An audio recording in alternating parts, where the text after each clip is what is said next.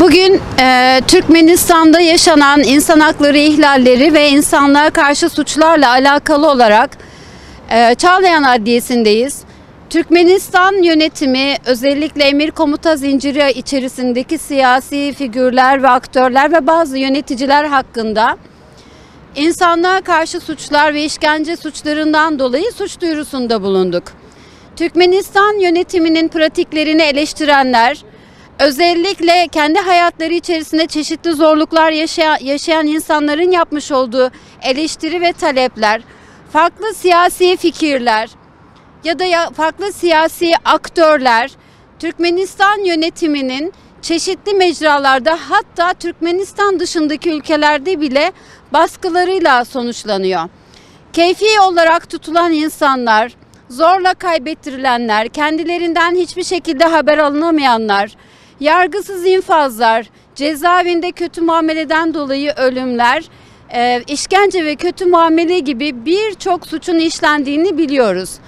Dilekçemiz içerisinde çok sayıda fotoğraf, delil, belge, hatta Türkmenistan cezaevlerinde hayatını kaybeden insanların isimleri ve hikayeleri, bir şekilde Türkmenistan'da kaybettirilmiş insanlar, Türkiye'de yaşayıp Türkiye'deki bazı Türkmenistan tarafından gönderilmiş kişiler tarafından yapılan tehditlere dair belgeler, pasaport ve benzeri evraklarının, seyahatlerinin ve doğum, evlilik gibi bazı işlemlerle ilgili evrakların düzenlenmemesini eleştirdiği için taciz ve baskıya uğrayan mağdurların delil ve belgelerini dosyada suç duyurusu dilekçemizde sunduk.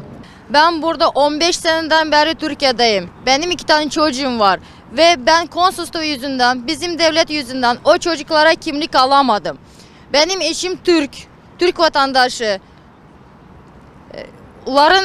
Çocukların kimliği yapamıyoruz. Konsolosluğu beni sürekli eve gönderiyor. Eve hak hukukunu talep eden vaktinde beni Türkmenistan'da baskının altında, bizim ailemiz baskımız altında oluyor. Biz adalet talep ediyoruz. Çocuklarımıza, benim bu kadar bir sürü insan, kadınlar var benim duruma düşen. Haklarımızı istiyoruz. Çocuklarımız haklarımızı istiyoruz. Bildiğiniz gibi Türkmenistan gerçekten bütün devletlerin ünlü örgütlerine üye, insan hukukları koruyucu aralarında hatta bu konuda. Ama kendi ülkesinde bu örgütler hiçbir etki olmadığından dolayı, diktatör sisteminden dolayı anayasa temel hakları, insanların haklarını, söz özgürlüğüne ya basit olan dine uyuşu şartlarını bile kısıtladığından dolayı genellikle Türkmenistan'ın vatandaşları yurt dışına kaçmak zorunda kalıyor. Zaten o sistemde söz özgürlüğü ya basın özgürlüğü hiçbir yok şartlarda. Bu konuları gerçekten ele alarak hatta en basit olan sivil topluluğu bile kendi aralarında sivil polisler gibi arkadaşları koyarak kontrol altında saklıyor. Türkmenistan'ın İçişleri Bakanı, bir de Türkmenistan'ın Milli İstihbarat Bakanlığı ya olması eski ismiyle KGB kendi milletine karşı temel haklara, anayasanın temel haklarını aykırı şartında bayağı zulme mağdur kaldırıyor.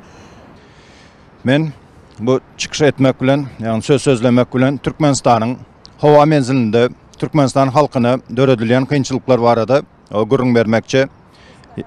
Yani benim özüm 2016 yılda Türkiye hükümetine, Türkiye devletine qaytmak için bilet alanımda o aeroportta pasportun falşivi, orijinal değil. Ya adını ütköttün mü, familyanı ütköttün mü deyip dürlü bahanalarla iza qaytarıldım. Migrasiya bölümüne barıp anıklasam, Türkmenistan'ın Migrasiya Kanunu'nun 30. maddasının 8. punktu esasında qaytarıldın deyile. Yani bir yerde belli bir kurama, bir yerde bir hilli sözlep, başka yerde başka hilli sözleyem. Bu diktatörlük değil de eysem neme deyip at vermeli. Yani onların aytmaklarına göre men pasporta demek özüm öz öyünde yasan olmalı. Ben Türkmenistan vatandaşıyım. Türkiye'deyim. Yolların açılmasını talep ettiğim için ülkemde çocuklarım baskı görüyor. Adalet yokluğunu söylemek istiyorum ve ellerinizi çocuklarımdan çekmenizi istiyorum. Bütün annelerin adıyım. bütün mağdurların adıyım. Lütfen Türkiye bize duyarlı olmasını istiyorum. Bizim çok insanlarımız mağdur.